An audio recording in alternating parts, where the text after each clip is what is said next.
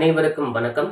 பொதுவா பெற்றோர்கள் இருக்கக்கூடிய யாராக இருந்தா சரி, தன்னோட பிள்ளை வெளிய போகணும், நல்லா படிக்கணும், நல்ல வேலைக்கு போகணும், நல்லா சம்பாதிக்கணும். அவனோட வாழ்க்கைகள் எப்பவுமே பார்த்தீங்கன்னா, எந்த வித கஷ்டமும் இல்லாம நல்லா இருக்கணும். நம்ம தான் கஷ்டப்பட்டோம்யா, நம்ம பிள்ளை நாம பட்ட கஷ்டத்த படக்கூடாது அப்படின்னு தான் ஒவ்வொரு பெற்றோரும் நெனச்சிட்டு இருக்காங்க. அப்படி வெளிய போகக்கூடிய சில பிள்ளைகள் தன்னோட பெற்றோர்கள பத்தியும், தன்னோட குடும்பத்த பத்தியும் எப்படி பொது இடங்கள்ல பிஹேவ் பண்ணிக்கிறாங்க அப்படிங்கிறத உண்மையா நான் கண்ணார பார்த்த ஒரு விஷயத்த தான் இன்னைக்கு வீடியோல நம்ம ஷேர் பண்ண போறோம். வாங்க இன்னைக்கு நிகழ்ச்சிக்குள்ள போலாம்.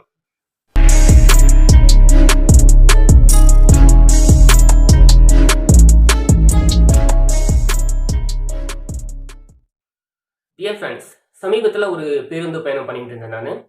ஒரு குறிப்பிட்ட சொல்லப்போனால் ஒரு 10-20 நாள் இருக்கும். ஸோ அந்த பேருந்து பயணத்தில் பார்த்தீங்கன்னா ஒரு மாலை நேரம் ஒரு 7 மணி இருக்கும். ஸோ அந்த டைமில் நிறைய பேர் பார்த்தீங்கன்னா ரொம்பவே கூட்டமாக இருக்கக்கூடிய ஒரு பேருந்து. ஸோ அது எந்த இடம்னு சொல்ல விரும்பலை.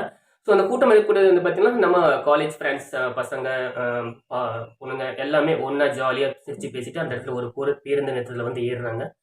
ஸோ ஏறுறாங்க அப்படின்னு நினைக்கும் போது பார்த்தீங்கன்னா, ஸோ உட்காரது கூட இடம் இல்லை, ரொம்பவே ஸ்டாண்டிங்கில் தான் நின்றுட்டு வந்துட்டு இருக்காங்க. ஸோ அந்த மாதிரி இடத்துல பார்த்தீங்கன்னா ரொம்பவே அன்னைக்கு காலேஜ் நடந்த விஷயம் என்ன நடந்தது அப்படின்னு சொல்லி சிரித்து பேசி ஜாலியாக என்ஜாய் பண்ணிட்டு வராங்க. உண்மையிலேயே அந்த மாதிரி என்ஜாய்ஃபுல்ல பார்த்தீங்கன்னா அதை நான் பார்க்கும்போது மனசுக்குள்ளே எனக்கு ஒரு பொறாமையாக இருந்தது. ஏய் தம்பி, நாங்களாம் 90s கிட்ஸ்டா. அந்த காலத்தில் பார்த்தீங்கன்னா நாங்களாம் ஒரு பொண்ணுகிட்ட பேசுனாலே ரொம்ப கூச்சப்படுவோம், பயப்படுவோம். அந்த பொண்ணு ஏதாச்சும் சொல்லிடுமோ, நம்ம ஏதாச்சும் தேவையில்லாம திட்டி 4 பேர் முன்னாடி அசிங்கப்படுத்துமோ அப்படிலாம் பார்த்தீங்கன்னா நாங்களாம் பயப்பட்டுட்டு இருந்தோம்டா. நீங்க ஜாலியா பேசிட்டு இருக்கீங்க, ஓகே ஓகே என்ஜாய், ஜாலியா என்ஜாய் பண்ணுங்கடா அப்படின்னு சொல்லி நான் மனசுக்குள்ள நினைச்சிட்டு வரேன். ஸோ அப்படி நான் பேசி செஞ்சுட்டு வரும்போது அன்னைக்கு பார்த்தீங்கன்னா ஒரு 4-5 பெண்கள், 4-5 பசங்க எல்லாமே ஜாலியா என்ஜாய் பண்ணிட்டு வராங்க. எல்லாமே ஒரு கிளாஸ்மேட் நினைக்கிறேன். ஸோ ஓகே, அவங்களுக்கு பார்த்தீங்கன்னா உண்மையிலேயே மதிக்கணும். அந்த மாதிரி பசங்க பொண்ணுங்க எல்லாமே ஒன்னா சேர்ந்து ஜாலியா அன்னைக்கு கிளாஸ் நடந்ததை ஜாலியா சிரிச்சு பேசிட்டு வராங்கன்னா, அவங்க விட்டு வெளியே போறாங்கன்னா ஜாலியா சந்தோஷம் இருந்துட்டு வந்தா தான் பாத்தீங்கன்னா அவங்க படிப்புல கவனம் செலுத்த முடியும். அவங்க வாழ்க்கையும் பாத்தீங்கன்னா இந்த மாதிரி பேசும்போது தான் வாழ்க்கையில ஃபியூச்சர்ல என்ன செய்ய முடியும், அதாவது ஃபியூச்சர்ல எப்படி நம்ம முன்னேறலாம் அப்படிங்கிற விஷயத்த நிறைய விஷயங்கள் பேசுவாங்க அப்படின்னு என் மனசுக்குள்ளேயும் ஒரு எண்ணம் இருக்கு. எந்த ஒரு விஷயமே இருந்தாலும் சார், நான் பொது இடத்துல நம்ம ஜாலியா சிரிச்சு பேசிட்டோம்னா மனசுக்குள்ள எந்த கஷ்டமும் இருக்காது. அவங்க நல்லா இருப்பாங்க அப்படிங்கிற ஒரு எண்ணமும் என் மனசுக்குள்ள தோணுது. ஓகே, இது இயற்கை எல்லாருக்குமே உள்ள விஷயம் தான். ஸோ ஓகே, அப்படி பண்ணிட்டே பேசிட்டே இருக்கும்போதே ஒரு பொண்ணுக்கு பாத்தீங்கன்னா அலைபேசி ஒர்க் ஆகுது. அலைபேசி அழைக்குது, யாரோ அழைக்கிறாங்க. அந்த பொண்ணு பார்த்துட்டு அந்த அலைபேசி எடுக்கல, கட் பண்ணிட்டு விட்டுட்டாங்க. அந்த கூட இருந்த ஒரு பொண்ணு கேக்குது, யாரடி போனு அப்படின்னு சொல்லி எடுத்து பேச வேண்டியது தானே அப்படின்னு சொல்லி கேட்குறாங்க. யாருன்னு கேட்டவுடனே, வேற யாரும் இல்லடி, உத்தம புத்திரண்டி அப்படின்னு சொல்லுது அந்த பொண்ணு.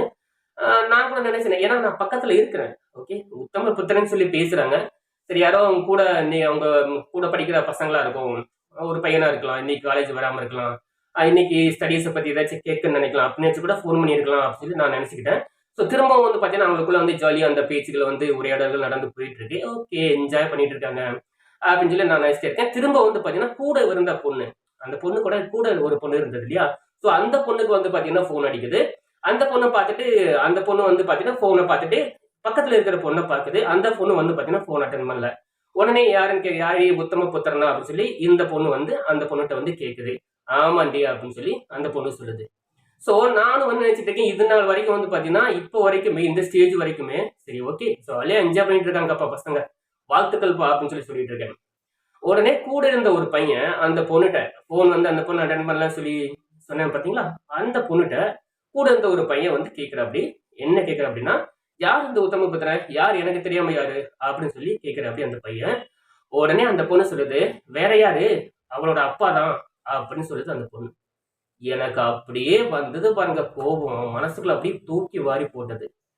ஒரு பொண்ணு காலேஜ் வீட்டுல இருந்து கிளம்பி காலேஜுக்கு படிக்க போறாங்க. நான் எல்லாரையுமே சொல்லல, எத்தனையோ பொண்ணுங்க பசங்க பெற்றவங்களை தெய்வமா மதிக்கிறாங்க, செய்யறாங்க. நான் கண்ணார பார்த்திருக்கேன், நிறைய எல்லாமே கேள்விப்பட்டிருக்கேன். எல்லாமே நல்ல பிள்ளைகள் நிறைய பேர் இருக்காங்க. ஒரு சில பேரை மட்டும்தான் நான் சொல்றேன். அந்த பொண்ணு சொல்லுது, யாரு, அவங்க அப்பா தான் அப்படின்னு சொல்லுது. அந்த இடத்துல பொதுவா பஸ் ஒரு பேருந்து பயணத்துல எத்தனையோ பேர் கூட வந்திருப்பாங்க. எத்தனை பேர் அதெல்லாம் நீங்க பேசுறது எல்லாமே நாங்க கேட்டுட்டு இருக்கோம். அந்த இடத்துல சொல்லும் போது இந்த பொண்ணு அலட்டிக்காம, சரி நம்ம அப்பா தானே சொல்றாங்க அப்படின்னு சொல்லி அலட்டிக்காம அவ்வளவு கேஷுவலா உட்காந்துட்டு இருக்கு. அவங்க சொன்ன ஒரு விஷயத்துல காது கொடுத்தே கேட்கல. ஏன் போன் பண்ணாங்க, எதுக்கு போன் பண்ணாங்க, அதாவது அந்த போன் கால எதுக்கு நாங்க வீட்டுக்கு தான் கிளம்பி வந்துட்டு இருக்கோம், ஏன் ஃபோன் பண்ணி எங்களை தொந்தரவு பண்றீங்க அப்படின்னு சொல்ற மாதிரி இருந்தது. இது எப்படின்னா வந்து பாத்தீங்கன்னா அட்லீஸ்ட் ஜஸ்ட் பொது இடத்துல அப்பா தாண்டி அப்படின்னு கூட சொல்லிட்டு போயிருக்கலாம். சரிங்களா? ஸோ அது இல்லாம உத்தம புத்திரன் சொல்லி தன்னோட பெத்தவங்களை வந்து பொது இடத்துல சொல்ல வேண்டிய காரணம் என்ன? இதுக்காகவா உங்களை பெத்து வளர்த்து ஆளாக்கி எல்லாம் உங்களை வந்து இவ்வளவுதான் செய்யறாங்க? நல்லா யோசிச்சு பாருங்க. நீங்க அவங்க சம்பாத்தியத்துல தான் நீங்க வந்து வாழ்ந்துட்டு இருக்கீங்க. உங்களோட நீங்க போடக்கூடிய உடையிலிருந்து, உடைமைகளிலிருந்து, நீங்க கல்வி சார்ந்து, நாளைக்கு நீங்க போகக்கூடிய ஒரு இடத்துல, நீங்க பெண் பிள்ளையா இருக்கீங்க. நாளைக்கு நீங்க போகக்கூடிய இடத்துல, உங்களுக்கு எல்லாமே நல்ல விதமா செஞ்சு அனுப்பணுங்கிற ஒரு கடமையோட தான் வந்து பார்த்தீங்கன்னா, எந்த ஒரு பெற்றோரும் இருப்பாங்க. கண்டிப்பா உங்களோட பெற்றோரும் அப்படித்தான் இருப்பாங்கன்னு நினைக்கிறேன். தன்னோட பொண்ணு காலையில கிளம்பி வீட்டுக்கு போயிட்டா, நேரா காலேஜ்ல இருந்து கிளம்பிட்டாளா? வீட்டுக்கு வந்துட்டு இருக்காளா? எங்க இருக்க? ஏது இருக்க? அப்படின்னு சொல்லி கேட்கறதுக்கு தான் எந்த ஒரு தகப்பனும் வந்து பார்த்தீங்கன்னா, ஃபோன் பண்ணுவாங்க. ஆக்சுவலா நானும் ஒரு பொண்ணுக்கு அப்பாங்கிற ஒரு ஸ்டேஜ்ல என் பொண்ணா இருந்தாலும் அந்த டைம்ல வந்து நான் ஃபோன் பண்ணி கேட்பேன். என்னம்மா கிளம்பிட்டியா? எங்க இருக்க? எது இருக்க? வந்துடுவியா? எவ்வளவு நேரம் ஆகும் வீட்டுக்கு வர்றதுக்கு? அப்படின்னு சொல்லி விஷயம்லாம் வந்து நம்ம வந்து கேட்போம். ஒரு நல்ல தகப்பனுக்கு இது ஒரு சரியான ஒரு கடமையை தான் அவர் செஞ்சிருக்காரு. ஸோ இந்த இடத்துல பொதுவான இடத்துல வந்து அவர் வந்து இப்படி உத்தம புத்திரன் அப்படின்னு சொல்லி அவங்கள பேசி இப்படி வந்து அவமானப்படுத்துங்களா? கொஞ்சம் கூட உங்களுக்கு மனசாட்சியே கிடையாதா? ஆ? உங்களோட பெத்தவங்க தானே. உங்கள சின்ன வயசுல இருந்து பெத்து வளர்த்து ஆளாக்கி இந்த ஸ்டேஜ் வரைக்கும் உங்களை கொண்டு போயிருக்காங்க. உங்களுக்காக எவ்வளவு தியாகம் பண்ணியிருப்பாங்க. கொஞ்சம் கூட நினைச்சு பார்க்க மாட்டீங்களா? நான் சொல்றது அந்த மாதிரி இருக்கக்கூடிய அந்த பிள்ளைகளை மட்டும் தான் சொல்றேன். எல்லாரையுமே குறிப்பிட்டு சொல்லல. என் மனசுக்குள்ள ஆதங்கம் இந்த இப்படியும் வந்து பிள்ளைகள் இருக்காங்களே, இதை வந்து 4 பேருக்கு நம்ம சொல்லோம்னா அந்த பிள்ளைங்க 4 பேர் திருந்துவாங்களே. நீங்க பொது இடத்துல அப்படிங்கிற ஒரு எண்ணத்துல தான் வந்து பாத்தீங்கன்னா நான் இதை பேசிட்டு இருக்கேன், இந்த வீடியோ போட்டுட்டு இருக்கேன். பொது இடத்துல நீங்க பேசுறீங்க, உங்க கூட எல்லாருமே வருவாங்க.